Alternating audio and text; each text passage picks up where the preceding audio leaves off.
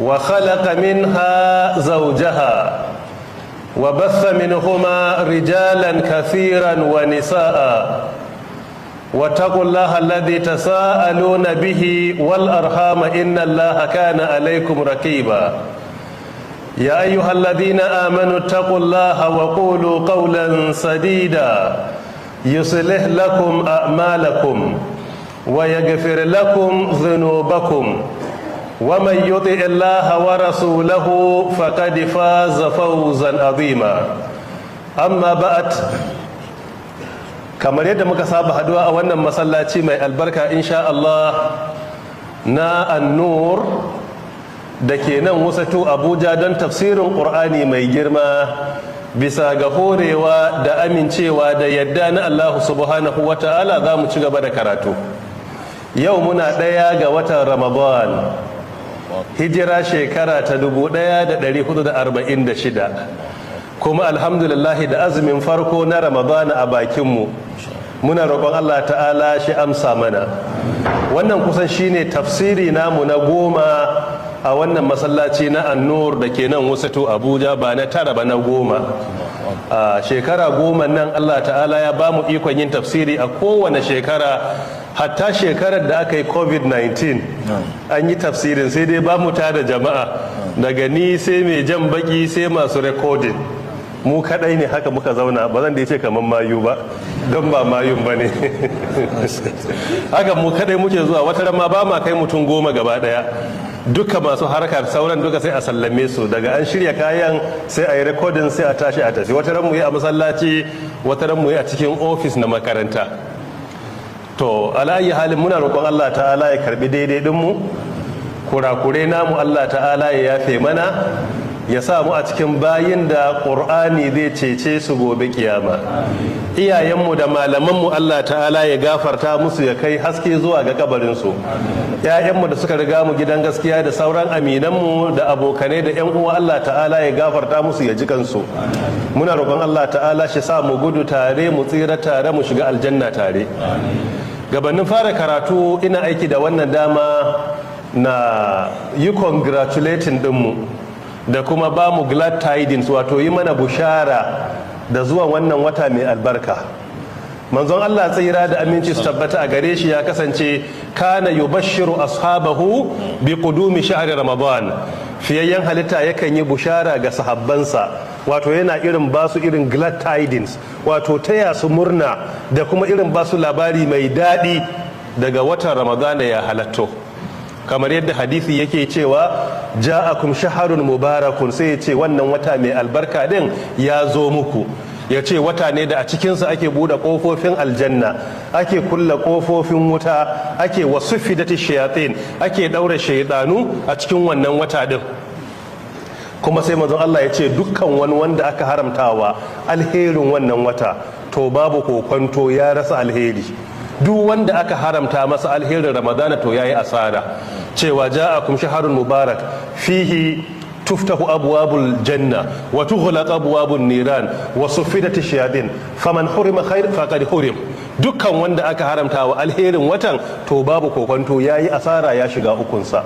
Wannan hadisi iya cikin musnad na Imam Ahmad bin Hanbal, hadisi na 7148. don haka sai ce duk wanda aka haramta masa alherin watan nan babu kokonto an haramta masa. Don haka ina mana bushara da isowar watan Ramadan. Wata ne da yake yafi kowane wata a cikin watannin duniya daraja. Wata ne da Allah ta'ala ya saukar da Qur'ani a cikinsa. Wata ne da a cikinsa akwai dare daya wanda ya fi shekaru 83 da babu wannan dare a cikinsa. Wata ne da duk wanda ya azumce shi da neman lada da imani a wurin Allah an gafarta masa dukkan zunubansa. Wata ne da wanda ya qiyamul layli a cikinsa da imani da neman lada dukkan zunubansa Allah ta'ala ya gafarta masa. Wata ne a cikinsa wanda idan ka ciyar da mai azumi Allah yana baka ladan azuminka da kuma ladan azuminsa. Wata ne da a cikinsa a dukkan wuni da dare akwai sunaye da Allah yake sa a tara na jama'ar da da 'yan wuta ne yanzu an gafarta musu sun koma 'yan aljanna. Wata ne da a cikin wurinsa dukkan musulmin da ya addu'a yana da tabbacin Allah subhanahu wata'ala zai karba masa wannan wannan ainihin addu'a da ya yi. Wata ne da a cikin ibada da kake yi yawun bakinka da ke hamami ya fi ainihin turaren almiski kanshi a wurin Allah subhanahu wa ta'ala. Wata ne da a cikinsa ake ɗaura dukkan shaidanu. Wata ne da a cikinsa shiga aljanna yake da sauki. Wata ne da a cikinsa shiga wuta yake da wahala. Wanda kaga a cikin watan yana sabon Allah to shi ma aljani ne, shaidani ne a cikin mutane. Dukkan wani albarka da mutum yake nema a wannan wata Allah ta'ala ya tara shi ninkin baninki. Jama'a, mun samu watan Ramadan na shekara 1446 da kuma da dama a baya, amma fa shekara mai zuwa babu tabbas. Bana mun gani, amma shekara mai zuwa sai mai nisan kwana. Akwai 'yan uwanmu da dama da mun yi Ramadana bare da su, bana a wannan wurin ba sa tare da mu. Har a cikin masallacin akwai da muna karatu da su bara suna nan, bana ba sa nan. Mu a cikinmu babu wanda ke da tabbacin shekara mai zuwa yana nan. Don haka mu yi kokari a cikin wata din mu kama bakinmu daga maganganun da bai dace ba, hannayenmu daga sabon Allah, idanmu daga kallon haramun, mu shagalta da karatun Qur'ani da ciyarwa fi sabilillahi, da yin qiyamul laili, da taimakon mabukata, gaida marayu, ziyarar makabarta, taimakawa dukkan wanda yake da bukatan taimako, halartar wuraren tafsiri, yin sallah a tsakiyar dare, yin sallah a farkon dare, ambaton Allah subhanahu wata'ala da mafi girman addu'o'i da kuma azkar da ake yi, da kaskantar da kai, da kyautata zuciya, da yin niyya na neman Allah ta'ala ya ji kanmu ba don halinmu ba, ya mana baiwa da shiga gidan aljanna. Allah shi sa mu wanye lafiya, Allah shi sa mu gudu tare, mu tsira tare, mu shiga aljanna tare. Yan uwanmu da suka rasu da dama da aka yi Ramadan bare da su, Allah ta'ala ya gafarta musu. Iyayenmu da malamanmu, Allah ta'ala ya gafarta musu. Ƴaƴanmu da suka riga mu gidan gaskiya, Allah ta'ala ya gafarta musu. Yan uwanmu da abokananmu da suka riga mu gidan gaskiya, yayinmu da kannanmu duka, Allah ta'ala ya gafarta musu. Waɗanda ba su da lafiya, Allah ta'ala ya ba su lafiya. Ɗaya daga cikin manya-manyan dattawanmu mutanen kirki, hada huwa man hasibuhum wallahu hasibuhum wa la nuzaki ala allahi ahada, fadilatu sheikh Abdul Wahab Abdullah, imamu ahli sunnati wal jama'a, babu lafiya, yana fama da jinya. Muna roƙon Allah ya bashi lafiya, mu sa shi a cikin addu'o'in mu na alkhairi. Allah ya ba wa malan lafiya, Allah ta'ala ya daga kafadunsa kuma ya albarkaci zuriyarsa. Haka dan uwa Dr. Kabiru Kabo, Director General a wannan center, shi ma iya fama da jinya watanni da yawa. Muna roƙon Allah ya bashi lafiya, ya sa kafara zunubai ne. Alhaji Baba Kusa shi ma yana ta fama da jinya har yanzu, Allah ta'ala ya bashi lafiya. Duka cikin mu wanda ke da wata damuwa ta jinya ko ta kuncin rayuwa ko wata bukata a wurin Allah, muna roƙon dukkan bukatunmu Allah ta'ala ya biya mana kuma ya dora mu akan daidai. Yau shine darasi na farko a watan Ramadana, hijira shekara ta 1446. Bara mun tsaya akan aya ta nawa, bana kan aya ta nawa za mu tashi. Na farko a wace sura muka tsaya bara? Mun tsaya Ali Imran bara, na amma wannan kan kowa ma zai gane inda giza ke saka din shine ayar. Na'am, to bari wani ya fada a aya nawa aka tsaya bara, inda aka tsaya. Na'am, 141 ina kokwanton haka, sai dai in kaka da na'am. Wasu yan uwa sun ce mun tsaya aya ta 148, za mu tashi akan ta 149 kenan. A rama kai ne alkali yanzu, tunda harkan qur'ani ne wannan, gidanku ne, haka ne? Haka ne. Sun dace kenan go? Za mu tashi akan aya ta 149. Mun tsaya akan ta 140 da nawa? 148, haka ne ko? Gabanin fara karatu na ga injiniya Ibrahim Sila da takardu a wurinsa, ina ga tambayoyi ne kuma da wuraren tafsiri. Akwai bukatar a karanta su a yau ko a bari sai an kara updating, ko kana ga a karanta? Saboda masu bibiya ya ce a karanta wuraren tafsiri. To wannan tafsiri da muke yi, duk da lilisin ba a kammala compiling ba, yanzu ake kokarin hada shi. A wuraren da aka dauki nauyin tafsiri ne ya kawo list, an samu wurare guda 46 zuwa yau da za a fara. In an samu kari kuma kamar yadda aka sama, za a ci gaba da updating list din insha Allah ta'ala. Tafsiri na Isa Ali Ibrahim Fantamiko 1446 da sponsors din. Na'am, gaji ga arab ma zan saba maka, ni dai na ce Isa Ali Ibrahim Banda ne, inda ka ce maji daɗin daular Usmaniya.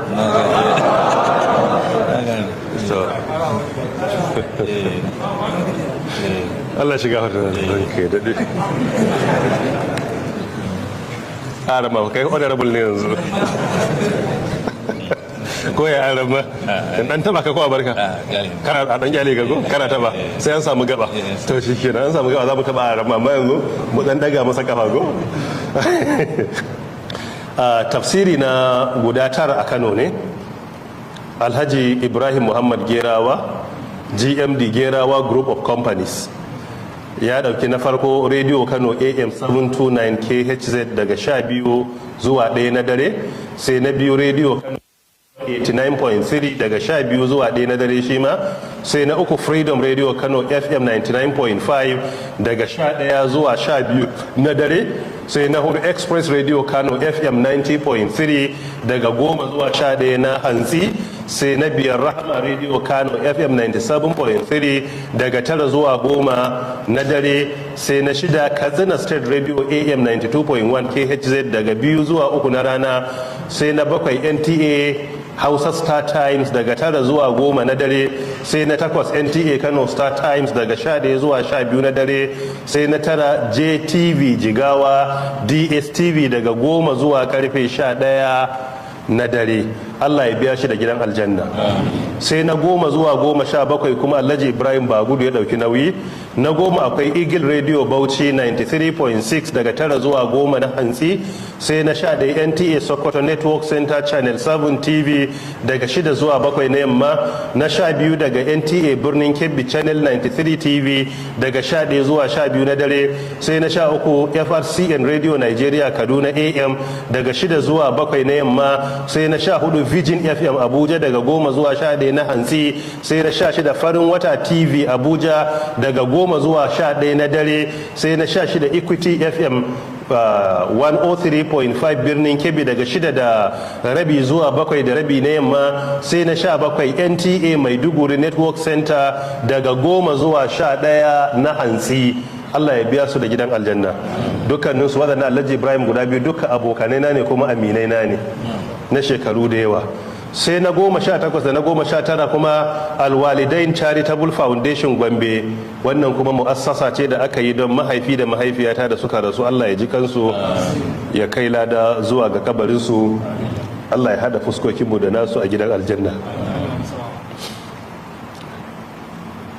Na 18 Jewel Radio FM Gombe daga 7 zuwa 8 na hantsi, sai na 19 Amana FM Radio Gombe daga 10 zuwa 11 na hantsi,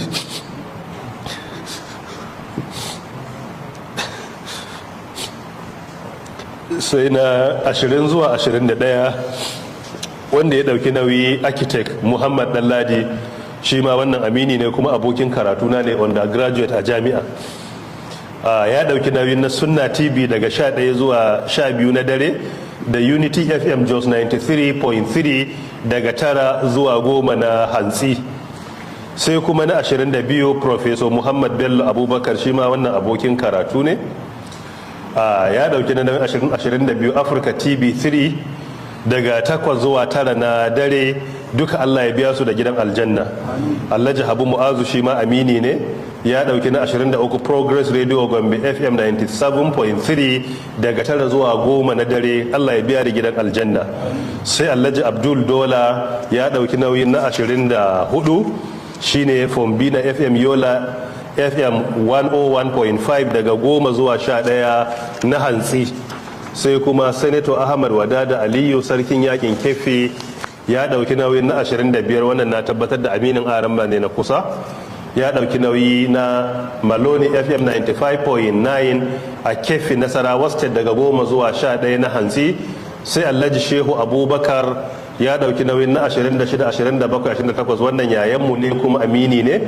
Ya dauki nauyin NTA Bauchi Channel 9 daga 10 zuwa 11 na dare, NTA Kaduna Network Center daga 2 zuwa 3 na rana, sai NTA Gombe Channel 5 daga 10 zuwa 11 na dare. Sai kuma Alhaji Inuwa Foundation Hadeja ya dauki na 29 zuwa na 35. Allah ya ji kansa ya gafarta masa ya biya shi da gidan aljanna. Shi Alhaji Inuwa Foundation, Alhaji Inuwa din mamaci ne, ya'yansa suka yi wannan foundation din, uba yake gare mu, Allah ya ji kansa. Na 29 zuwa na 35 akwai Rahama TV Kano daga 7 zuwa 8 na dare, Jigawa Talabijin na 30 daga 10 zuwa 11, Jigawa Talabijin Dutse kenan daga 10 zuwa 11 na dare, sai na 31 Freedom Radio Dutse FM 99.9 daga 3 zuwa 4 na yamma, sai kuma na 32 Radio Jigawa Dutse AK 1026 daga 8 zuwa 9 na dare, sai Sawaba FM Radio Hadeja na 33 kenan daga 10 zuwa 11 na hantsi, na 34 Muhasa FM Kano 92.3 daga 9 zuwa 10 na dare, sai na 35 Fa'ida Radio FM 105.3 Malamadori daga 9 zuwa 10 na dare. Allah ya biya su da gidan aljanna duk wanda suke da gudumawa a ciki. Na 36-37 wani Alhaji Lawal Shehu Talhat ya dauki nauyi. Na 36 shine NTA Zaria daga 9 zuwa 10 na hantsi, sai Queen FM Zaria daga 5 zuwa 6 shine na 37. Lawal Shehu Talhat Allah ya biya da gidan aljanna, ya kara rufe asiri ya jikan magabata. Sai Malam Sharif Foundation, wannan foundation din da masu kula da shi sun dauki nauyi na 38 da 39. Ok, Malam Mala Sharif ko? To ai na san shi dai haka ne, shi ma wanmu ne kuma amini ne. Mala Sharif Foundation ya dauki nauyi na 38 da 39. BRTB Maiduguri TV Station Niche Concert daga 4 zuwa 5 na yamma, sai BRTB Radio FM daga 95.3 Maiduguri daga 9 zuwa 10 na dare. Allah ta'ala ya biya da gidan aljanna. Sai kuma Alhaji Hassan dan Madamin Madaki Foundation sun dauki nauyin na 40 shine Rock Radio FM 92.3 daga Jalingo Taraba 12 zuwa karfe 1 na rana. Allah ya biya da gidan aljanna. Sai online media platforms akwai Sunna TV official live streaming da za a rika yin sa a lokacin karatu. Akwai shafin da ke bin sunana, an rubuta shi a Professor Isa Alifantami live streaming, akwai a Facebook, akwai a YouTube, akwai a TikTok page. Masu yin hidima din duka da isar da sakonnin ga al'umma da kuma daukar lokacin su so don su yi recording su isar, Allah ya biya su da gidan aljanna duka. Na 20 da na 40 da wannan na 41 zuwa na 43 akwai iMedia TV live streaming Facebook and YouTube page na iMedia. Allah ya biya da gidan aljanna. Akwai ICICE An-Nur Masjid TV live streaming shi ma Allah ya biya da gidan aljanna. Duka masu hidima akai ta kowane bangare Allah ya biya da gidan aljanna. Na 46 Marhaba FM Radio Accra Ghana daga 4 zuwa 5 na yamma. Sai Alhaji Ahmad Adahama ya dauki nauyin Jalla Radio Kano FM 98.1 daga 12 da na dare zuwa karfe 1, shi ma amini ne, aboki, Allah ya biya da gidan aljanna. So waɗannan su ne guda 46. An samu na 47 Citizen FM Abuja Radio, shi ma live ne daily, shi ne na 47. Duk wanda suke da hidima ta wannan dabi'a da dukiyarsu ko da karfinsu ko da dabararsu ko da ba da shawari don a isar da sako din, duka Allah ya musu tarayya a gidan aljanna da mu gaba daya. Aikin da muke Allah ya karba, inda muka kuskure Allah ta'ala ya yafe mana. Akwai tambayoyi ko? To sai ka tashi ka karanta ko? Insha Allah ka tashi ka tsaya kowa ya ganka kai ba. Assalamu alaikum wa rahmatullahi wa barakatuh. Malam, a cikin taron nan akwai gwamnan Katsina wanda ya mun so ya zo ya zauna kusa da malam, zai ce kullum yana so ya rinka zuwa, kada kuma ya takura mutane, shi yasa yake so ya rinka zama a cikin da haka malam ya haƙuri ba sai ya kunna ba. Malam Dikko Umar Radda, muna maraba da zuwanka. Ai kai ba bako bane a nan. Bara nan na faɗa cewa mun zauna da shi a jami'a lokacin undergraduate, a aji yana gabana, amma dai mun yi zamani ɗaya a makaranta. Yana agric economics, ina computer science. So don haka sabo ne ba ne yanzu ba. Maganar da nake a wannan da nake faɗa akalla shekara kamar 30 da suka wuce kenan nake magana. So ba za mu takura ɗin ba, amma dai da ka zo kusa ɗin insha Allah ta'ala da yafin babu laifi. Ba kuma kai kadai ba, hatta abokanan karatu mun ka zo akwai wanda zaka daga ganin su a nan gaba akwai na san Professor Suleiman Muhammad Chief Lecturer abokin karatun ka da shi ma yana nan a nan wurin su kebi sunna duka dai zaka tuna suna nan da su ake karatu so ala ayi halin ai tunda majalisin nawa ne ai abokanai na da abokanan karatu na dace su ma ayi mu a girmama su so ko a wannan babin kada aka tsaya a nan wurin dole ko da bana nan sai an maka kara kamar yadda ake wa sauran kara insha Allah ta'ala malam duk ka amince to Allah ya kai mu gobe wa excellency ya ce sai gobe to babu takurawa insha Allah kuma kullum ana maraba da zuwanka har ga Allah tun muna dalibai a jami'a muka yi darasin bulugul maram da nake a masallaci karatun da shi ake tun a lokacin shekara 30 da suka wuce da shi ake yi ba wai sai a yanzu ba tun a lokacin haka ake karatun da shi so ala ayyi halin da haka ba wai a nan annur aka fara ba daman tun tale-tale ne shi yasa mulkin sa a katsina muna ji namu ne saboda in yi abun kirki namu ne in yi kuskure namu ne so ala ayyi halin da muna ga abubuwa na alkhairin kullum ba dare babu rana muna fatan Allah ya ci gaba da tallata masa da kuma tallafa masa da kuma yi masa jagoranci a cikin dukkan harkoki na mulki din Allah ya sa ya zama hujja ne gare shi ba hujja a kansa ba challenges na insecurity da muke fama da su a Katsina, Zamfara, Kaduna, Sokoto, Kebbi, Borno da makamantansu Allah ya nuna mana karshen su wanda suke tada kayar baya Allah ya shirye su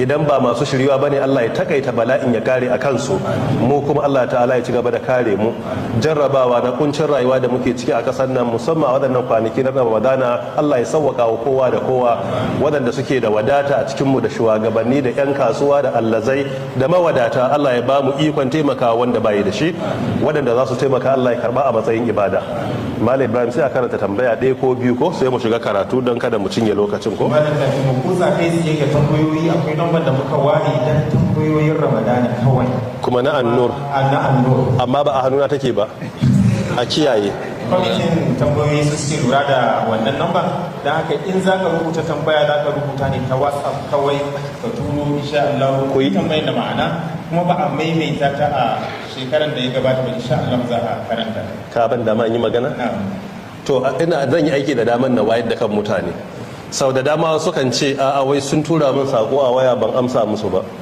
na farko tukunna ina kake da tabbaci in kai sako waya ta ce tafsiri akwai lokacin tarawihi akwai lokacin iyalai akwai lokacin tilawar qur'ani akwai lokacin neman da'ami na'am lambar wato ita ce wadda za a rubuto tambaya ta WhatsApp zan karanta sau biyu ne da Hausa ne da Turanci a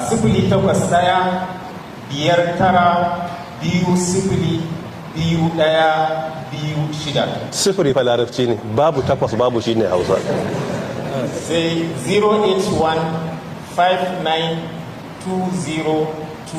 081-5920-2126 tambayoyi masu ma'ana insha Allah za a karanta in an kawo mara ma'ana sai ku ke karantawa aiko na'am malam ya tambaya ta farko yake cewa assalamu alaikum malam yake cewa Allah ya gafarta wa iyayen malam da na alaramma kuma da dukkan waɗanda suka riga mu gidan gaskiya yake cewa Allah ya saka wa malam da alaramma da alkhairi ya kuma hada mu a gidan aljanna gaba daya yake cewa tambaya ta ita ce ta yaya ake hada sahu a sallah malam domin abin da na lura a masallacin harami ba sa matsa kansu kamar yadda muke matsa kanmu a Najeriya har ya kasance wasu masallatan namu ba ka iya zaman sallah cikin natsuwa saboda matsin sahu a shan ruwa lafiya.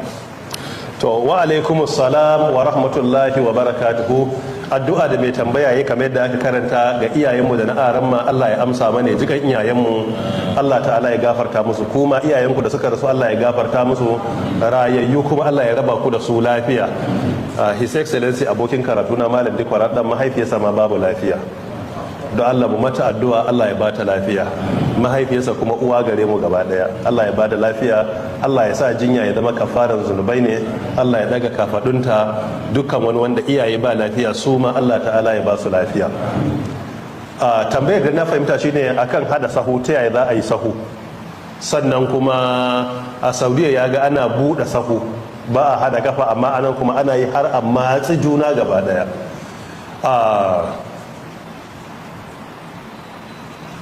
ibnu usaymin rahmatullahi alaihi a cikin mashhurin littafin sa na asharhul mumti' ala zadul mustaqni a volume na 3 shafi na 6 zuwa shafi na 7 yana cewa fa inna taswiyata sufuf lalle daidaita sahu wajibi ne, daidaita sahu wajibi ne. Har yace fa innal jama'ata lalle su mutane asimuna bi tarkihi, idan ba su daidaita sahu ba a wurin Allah suna zama masu zunubi a sallah. Idan suka yi sahu bai daidaita ba suna zama masu zunubi. In mun duba sharhul mumti' nasa mujalladi na 3 shafi na 6 zuwa na 7, fadilatu shaykh Muhammad bin Salih bin Muhammad bin Sulaiman bin Abdurrahman bin Uthman bin Abdullahi bin Abdurrahman bin Ahmad bin Muqbil al-Uthaymin al-Wahibi at-Tamimi rahmatullahi alai yace haduwan sahu wajibi ne. Akwai takaici yadda mutum zai je aikin haji ko umra ko ziyara ya ga in ya hada sahu da mutane farare suna janye kafarsu, wani ma sai ka in ba a yi sa ba sai ka muzanta mar zato kamar yana kyamar ka ne. Bil hakika hada sahu da daidaituwansa wajibi ne. Ibnu Usaymin rahimahullah kafa hujja na cewa wajibi ne da hadisai na fiyayyen halitta sallallahu alaihi wasallam da yawa. Daga ciki akwai hadisi na Anas bin Malik radiyallahu anhu da manzon Allah tsira da aminci su tabbata gare ke cewa sawwu sufufakum fa inna taswiyata sufuf min tamamis salah. Wannan hadisi ya zo a Bukhari a hadisi na 690, ya zo a sahihu Muslim a hadisi na 433 cewa ku daidaita sahu domin daidaituwan sahu yana daga cikan sallah. Idan ba a daidaita sahu ba to sallah ba ta cika ba. Idan muka duba a Muslim hadisi na wanda ma yake bayan wannan zai zama 432 cewa yi fala takhtalifu fatakhtalifu qulubukum, kar ku saba sahu don in ba ku daidaita kafafuwanku ba to za a jarrabe ku da zukatanku ma za su saba. Shine sai kaga mutane a sahu ɗaya suna sallah amma alƙiblar su ba ɗaya ba, zuciyarsu daban, wani na gaba da wane, wani na hasada da wane, wani na kiyayya da wane. Abin da ya kai ya raba al'umma da wanda bai kai ba duka sai ya raba al'umma. Abin da ya kai a yi musu da wanda bai kai ba sai a yi, sai al'umma ta tarwatse. Saboda me? Saboda idan masallata ba sa hada sahu yadda ya dace, wannan rabuwar sahun yana raba zukatansu. Shine irin halin da muke ciki yanzu a Najeriya da sauran kasashe. Kowane abu aka kawo sai kaga muna ta sabawa da juna, ana bakaken maganganu, ana cin mutuncin juna, ana yi wa juna kazafi. Ko fatawa aka yi wani kauna ya nada tarko yana jira daga an yi sai dirka akai. Ba haka aka koma ba? Menene alkhairin da ke cikin wannan? Har ma saboda sabanin zukatan ne ba a tunanin wai akwai wani abu ne da za mu dauki matsaya ta mu ɗaya a matsayin al'umma.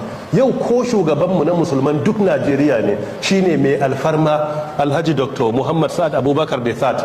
Yau idan ya ce aika wani zai ce shi ba zai yi ba, kuma mun amince shi ne shugaban musulmai a Najeriya. Amma ya faɗa wani zai musu saboda me?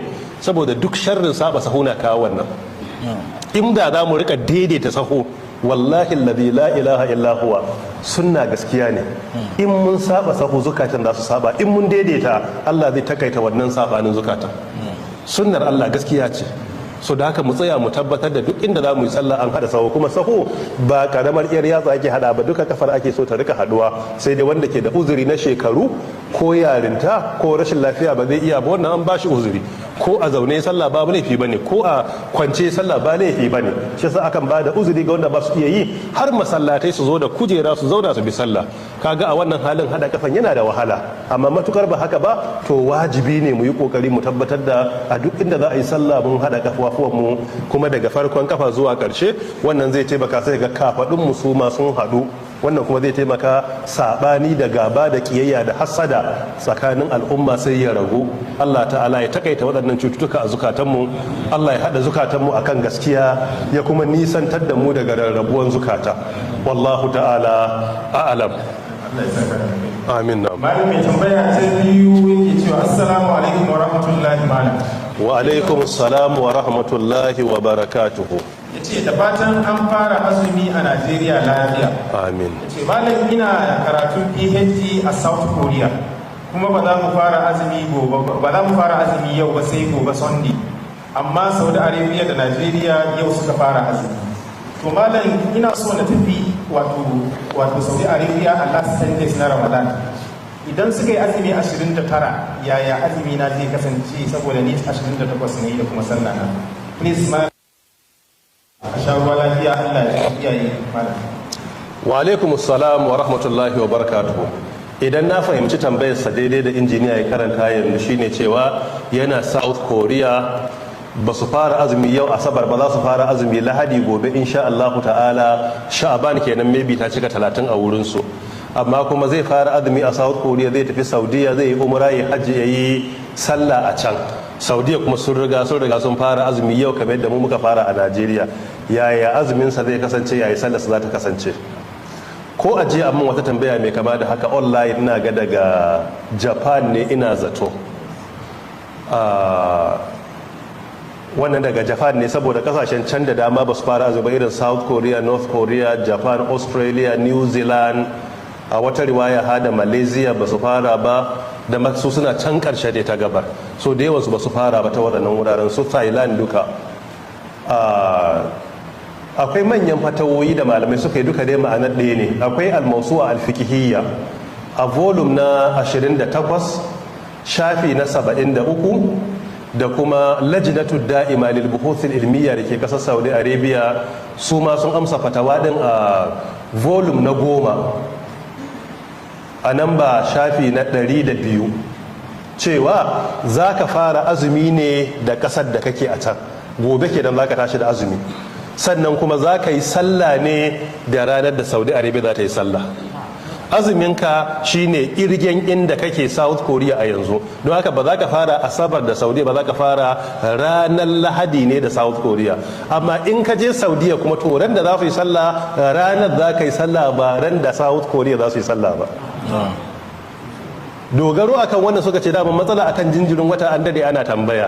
Qur'ani ma yace yas'alunaka anil ahilla qul hiya mawaqitu lin-nasi wal hajj, kamar da yake Bakara aya ta 189, cewa daman tambaya akan wata. Qur'ani ma an yi ta tambaya yana sauka, Qur'ani ya amsa, fiye halitta ya amsa. Kuma suka kara kafa hujja da hadisin Quraib na Ummul Fadl wanda ya je wajen Muawiya, inda aka samu sabanin ganin wata tsakanin garin Makka da kuma kasar Siriya a wancan lokacin.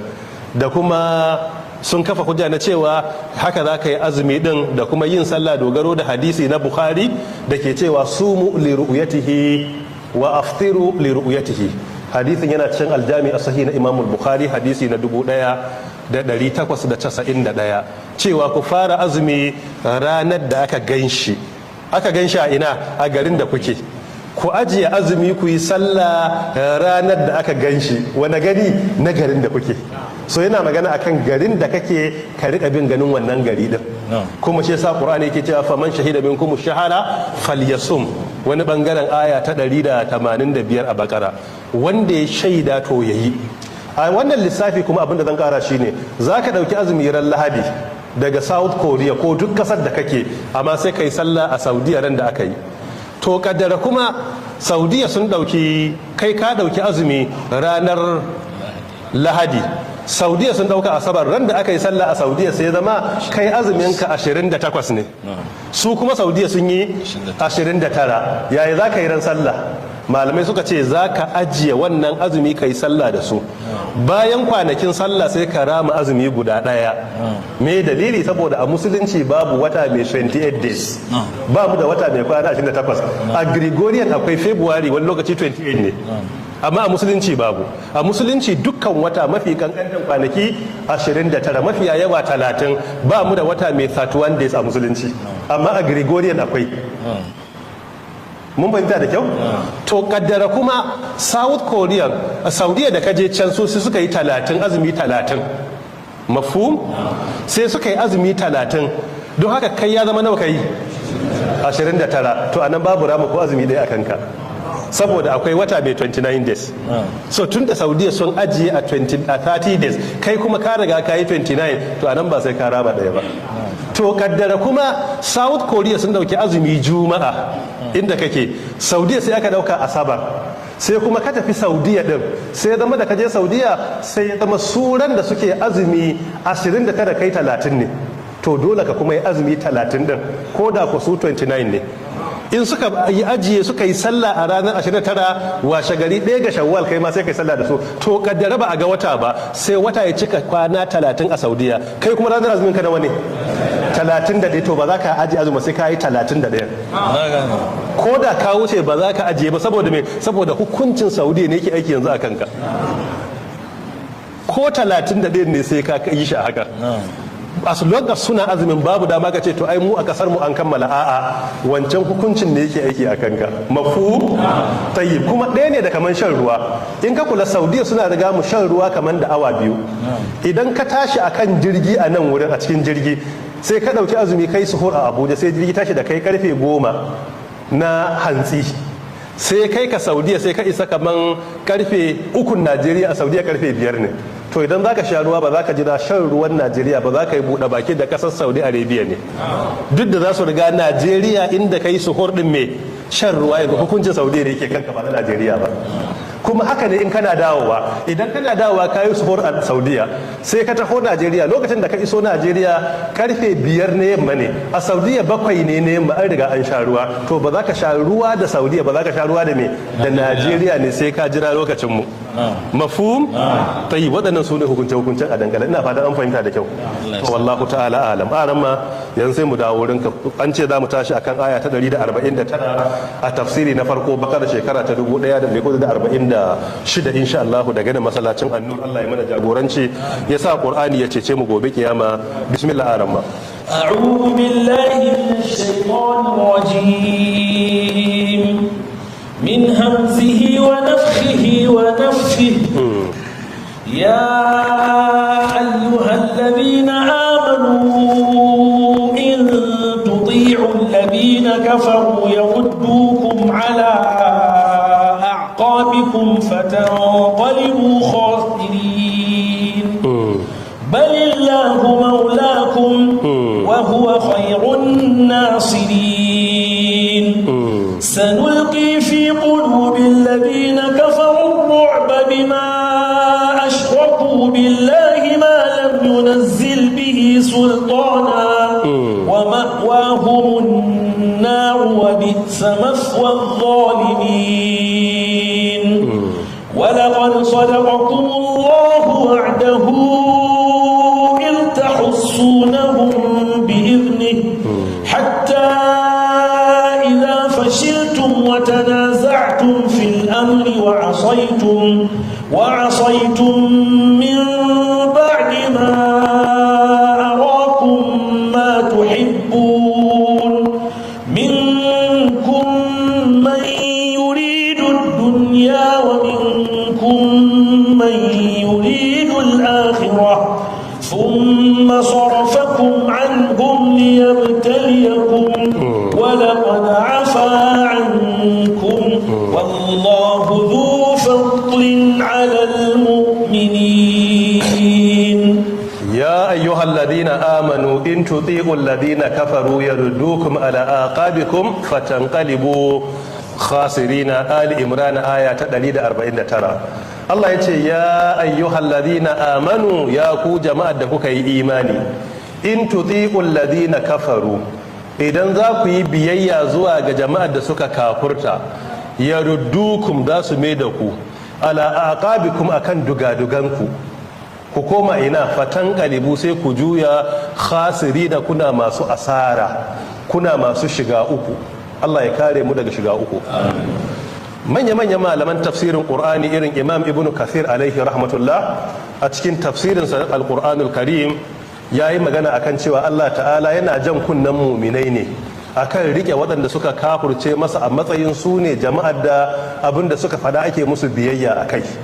Sahabi Ali ibn Abi Talib radiyallahu anhu ya ce Allah ya saukar da wannan aya ne don ya ja kunnen musulmai muminai da suke yadda da munafukai har su raba su da addininsu, don munafukai su ne jama'ar da ke bayyana musulunci a fili amma a zuciyarsu sun ɓoye kafurci ne a ciki.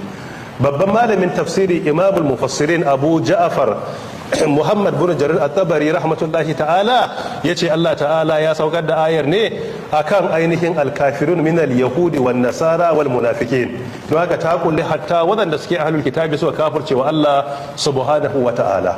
Allah ya amince da musulmi ya zauna lafiya da wanda ba musulmi ba, ya masa adalci, ya rike amanarsa, in bai da lafiya ya taimake shi, in yana neman abinci ya bashi abincin da zai ci, ‘ya'yansa na neman kuɗin makarantar waye ko neko ya taimaka musu. Duk wannan ya halatta a musulunci, ka taimaki wanda ba kai ba. In kai shugaba ne, wajibi ne ka masa adalci, ka rike amanarsa, kada ka zalunce shi. Amma wannan ko ba iya nufin cewa ka karbi addininsa ka bar naka bane. Allah ya ba wa kowa dama ya rike addininsa, kai ka rike addinin da ka yadda da shi, amma kar ka kuskure zama abun koyinka a rayuwa shine wanda bai yadda da addininka ba, shine role model ɗinka ko shine mentor ka a yanzu. Yadda ya sa kaya haka za ka saka, yadda yake magana haka za ka yi, yadda yake sha haka za ka sha, yadda yake ci da hannun hagu haka za ka ci da hannun hagu, yadda yake aski a kansa haka za ka rika yi. Irin yadda matasanmu suke a yanzu, ya zama role model ko mentors ɗinsu jama'ar da ba su amince da kaɗaituwar Allah subhanahu wata'ala bane. Fa inna lillahi wa inna ilaihi raji'un. Akan irin wannan halaye din ne Allah ta'ala yake jan hankalin mu. Matasan mu a yau akwai wanda suke canja sunayen su, wasu su koma sunan mawaka, wasu ƴan rawa, wasu sunayen ƴan kwallo, wani yan sunansa Messi, wani sunansa Ronaldo, wani sunansa Neymar. Ba haka ake yi ba? Sunan ma ana canjawa. Wani kuma rigar ma tasu yake sawa, in ya zo sahu sai ya ganshi a sahun sallah kuma a gabanka, amma bayansa Messi ne a rigar. In ka dago a ruku'i sai ka ga Messi, kana rabbana wa lakal hamdu, sai ga Messi a gabanka.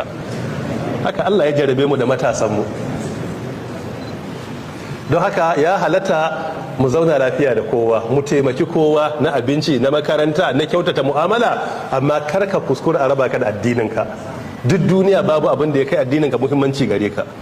Da Allah ta'ala ya ce ya ayyuhal ladina amanu, ya ku jama'ar da kuka yi imani, ya din nan ana ce harafin ne da. Duk inda Qur'ani aka ce ya ayyuha ko ya ayyuhal ladina amanu ko kul ya ayyuhal kafirun, ya din ana nufin kaiwa na kallo nan ne, dawo da hankalinka nan, littanbih ne, harfin nida littanbih, wato harafin kira ne, amma ana so a nabbahar da kai, a tunatar da kai. Shi yasa ibnu mas'ud radiyallahu anhu ke cewa duk inda mai imani yake karanta qur'ani ko ake karantawa, sai ji an ce ya ayyuhal ladina amanu, ya ku jama'ar da kuke imani, in dai da imanin gaskiya a zuciyarsa duk abin da yake bai daina, sai ya kai kunnensa wurin ya ji me yace imma khairun fatu'mar wa imma sharrun fatunha. Duk inda ka ji Allah ya ce ya ayyuhal ladina amanu, in abinci kake ci zaka daga loma sai ka dan dakata, in magana kake sai ka ji ana karanta ka dan tsaya ka ji, don wani da kai Allah yake magana. Ko me kake dakata ka dan ji me Allah zai gaya maka. In ka san ayar ana tunatar da kai, in baka sani ba to ka ji sakon, in baka fahimta ba sai ka tambaya, naji an ce ya ayyuhal ladina amanu in tuti'u, me ake nufi da wannan ne? Babu wani ya ayyuhal ladina amanu a Qur'ani face umurni ne ko hani ko umurni da hani. Dukkan ya ayyuhal ladina amanu a Qur'ani haka suka zo su. Ya ayyuhal ladina amanu guda nawa ne a Qur'ani? Banda kai, na'am. Muna da guda 89 a Qur'ani, ya ayyuhal ladina amanu su 89 ne a Qur'ani. Shi yasa dukkanin su ka san su, na umurni ka bi, na hani ka hannu, don duk inda Allah ya ce ya ayyuhal ladina amanu da kai yake yi. Ko kuma ba fa Allah ba, ko sarkin garinku ne, in dai kana da ladabi, ya ce maka ya Muhammadu da kansa, bai ce ba faji ya kira ka ba, sai juya ya ce ya Muhammad, ai wallahi zaka ji kin kana dan kana mai martaba, Allah ya taimaki mai martaba, ba haka bane? Yanzu duk yadda aran ma yake gwani a Qur'ani, kuma honorable mai girma mai daraja ta daya, idan yau sarkin Zazzau ya ce aran ma gwani Abdullahi Abazariya zaka yi, Allah taimaki mai martaba, ba haka ake ba? Ran sarki ya dade, ai haka ake yi ko? Ina nan yanzu mai alfarma sarki musulmi ce ya isa mai zance, ran mai alfarma ya dade. Ina da sarkin gobe ya ce ya isa mai zance, Allah ya taimaki mai martaba. To ai ko a duniya muna girmama iyayenmu sarakuna, to bare ko wannan fa ba wai sarkin duniya bane, sarkin sarakuna ne Allah. Kuma shi da kansa ya kira ka yace ya ayyuhal ladina amanu, ko bai maka kira irin na yan tasha ba fa, bai ce ya kai Garba ko ya kai Ɗanladi ba, sai yace ya ku jama'a masu imani. A duk wani title akwai wanda ya kai wannan? Babu shi. Ya ayyuhal ladina amanu su 89 ne a Qur'ani. Guda 88 dukkaninsu sun zo a farkon aya ne, kwaya ɗaya ce ta zo a tsakiyar aya. wacce ta zuwa tsakiyar aya shine inna allaha wa mala'ikatahu yusalluna 'alan nabi. Rabin aya sai rabin ya ayyuhal ladina amanu sallu alaihi wa sallimu taslima cikin ahzab aya ta nawa? Aya ta 56. Ita kadai ce a tsakiyar aya. Bayan ita duk wata ya ayyuhal ladina amanu a farkon aya ne. Ina maka wasiya in za ka iya karanta ƙur'ani a ramadana daga farko ka sauke ka ɗauki littafi a gefe da alƙalami duk inda ka samu ya ayyuhal ladina amanu ka tsaya ka rubuta na umarni shafin sa daban na hani bangaren sa daban wanda ta kulli umarni da hani shafin su daban sai ka yi wa kanka hisabi yadda sayyidina Umar bin al-Khattab ya faɗa cewa hasibu anfusakum qabla an tuhasabu wazinu a'malakum qabla an tuzanu fa innahu ahwanu alaykum fil hisabi ghadan an tuhasibu anfusakum al-yawm. Babban sahabi Abdullahi ainihin Umar bin al-Khattab wanda idan shedan ya ganshi yana guduwa ya ce ku yi wa kanku hisabi a duniya tun gabanin ku je lahira a muku. Duk wanda ke yi wa kansa hisabi a duniya yana auna inda ya dace ya gode wa Allah, inda ya kuskure ya gyara. Ya ce in ya je lahira hisabi na masa sauki. Kamar kai ne ka yi tsaraba daga Saudi aikin haji, in kana masauki an ce jaka da aka baka 40 kg sai ka nemo skeli sai ka auna sai ka ga 38 kg ne ko ma ka ga 45 sai ka rage guda 5 din nan sai ka ba wani ko jaka sabar cika bai rike maka, in ba haka ba ka duba abin da bai da muhimmanci sai ka cire. Amma idan ka ci ko jakar ka zo airport baka gwada ta a masauki ba a fargaba kake, to shine hatsarin mu ta je lahira ba ma auna aikin mu a duniya. Kana zuwa ka daura sai a ga 45 sai a ce sauke ka koma gefe ka rage, gabanin ka kammala kowa ya auna an kulla gate jirgi ya tafi ya barka. Wato ko a duniya ka zo airport da jakakkuna da baka auna a masauki ba kana cikin tashin hankali, balle mu je lahira mun shekara 40 ko 50 ko 60 ko 70 ko 80 ko 90 ka je wajen Allah baka taba yi wa kanka hisabi ba. Abu da aikin ka tun kana shekara 45 a duniya, shekara 15 a duniya har shekara 90, shekara 175 kana aiki baka taba yi wa kanka hisabi ba. Ai ka san aiki ya jiga a wurin. So mu rika yi wa kanmu hisabi, ka ware duk ya ayyuhal ladina amanu da Allah ka rika auna da aikinka, inda ka dace sai ka ce alhamdulillah, inda ka ga baka bi to ka gyara.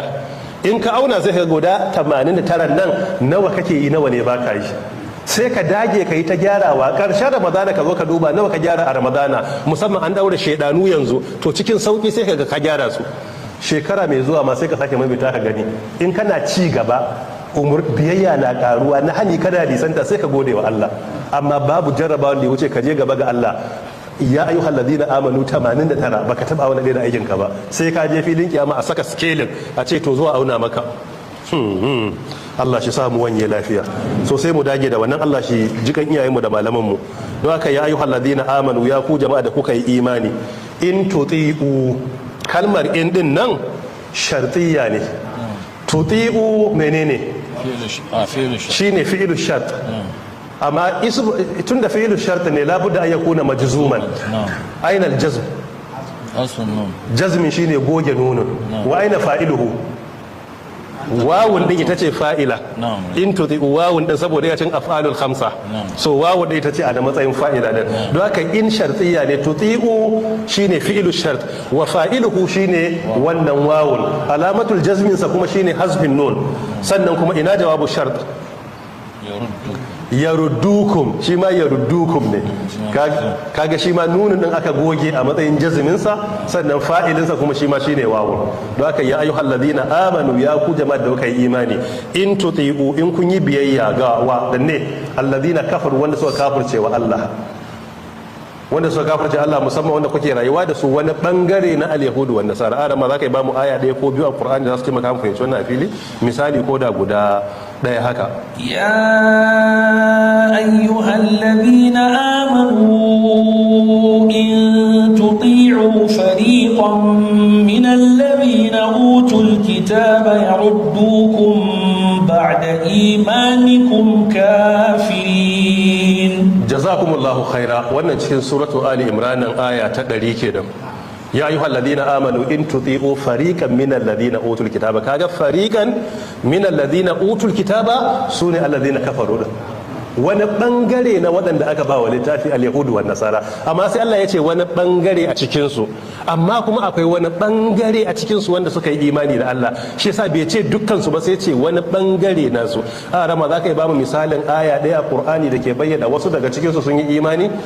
Laisu sawa'a min ahlil الكتاب أمة قائمة يتلون آيات الله آناء الليل وهم يسجدون. wannan ma zai zama cikin Ali Imran kenan ko aya ta nawa 113 ne ba 11 ba ustaz, zai zama da 13 ne.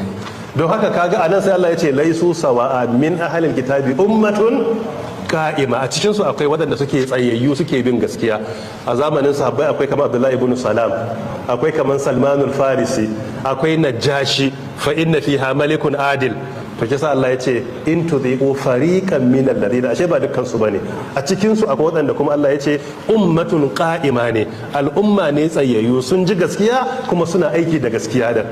don haka amma in kuka musu biyayya, waɗanda ba su bin gaskiya dan Allah ya ce yaruddukum, za su sa ku yi ridda, shine ku bar musulunci. ala aqabikum jam'i ne na aqib kuma shine dunduniya. Jam'u taksir sai a ce ala aqabikum shine jam'u taksir, za ku koma akan dugaduganku. Wannan kuma na daga cikin muhimman darasi, shine hanyar da ake lalata tarbiyyar mu yanzu ba kamar abin da ya kai online. YouTube akwai stations da dama da yara ke bi online, shi yasa idan ka saya wa 'ya'yanka facilities da ya shafi iPad ne, tablet ne, smartphone ne, matukar hankalinsu bai kai su gane halal da haram ba, ka dage ka sa musu facilities da zai taimaka na a rika regulating me suke kallo. Akwai su da yawa, abin da ke cewa parental control software. Akwai wani software mai muhimmanci NetNanny, NETNANNY. in ka saka iya da amfani. Na farko dukkan content da yake illegal yaro ba zai gani ba, in abu da yake immoral ba da tarbiyya ne yaron ka ba zai gani ba. In yaron yana wani location zaka san a ina yake, ko da wani wuri yake a wata anguwa ya tafi da abin za ka gane ina yaron ɗanka yake, duk inda ya zaga kana iya sanin ina yake. Yana iya baka location din ɗanka wani wuri yake a lokacin da yake wurin. So iya da muhimmanci irin waɗannan facilities kamar NetNanny, ana sayansa ko ka saya software ɗin online ko kuma a cikin store.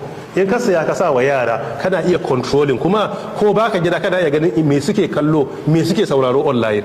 Tarbiyya na da muhimmanci a wannan digital world din, kuma Allah zai tambaye mu, dole mu yi kokari mu kiyaye don mu tsira gobe kiyama, don Allah ta'ala zai tambaye mu. Allah shi sa mu wanye lafiya. Fatan kalibu khasirina, in kun yi wasa sai su sa ku yi ridda. waɗanda suka kafircewa Allah ya kare mu daga ridda. Allah ya ba mu ikon riko da addini. Lokaci yayi saboda jawabai da yawa da aka yi na farko na fara tafsiri. Gobe za mu tashi akan aya ta 150 insha Allah. Balillahu maulakum. Babu ne fi mu yi waiwai a tafiya, sai mu hada da ayar da muka kammala. Tafsirin mata babu gobe insha Allah, saboda na ce gobe ina da program online akan ni'ima of Islam, halal, haram wa darurat. Waɗanda suke free gobe sai su duba online, su bi daga 10 to 12 akan ni'imar musulunci wajen halal da haramun da kuma abubuwa na larura da Allah ya halattar mana a hali na necessity. Maybe zuwa next week za a iya fara yin tafsirin, amma banda gobe.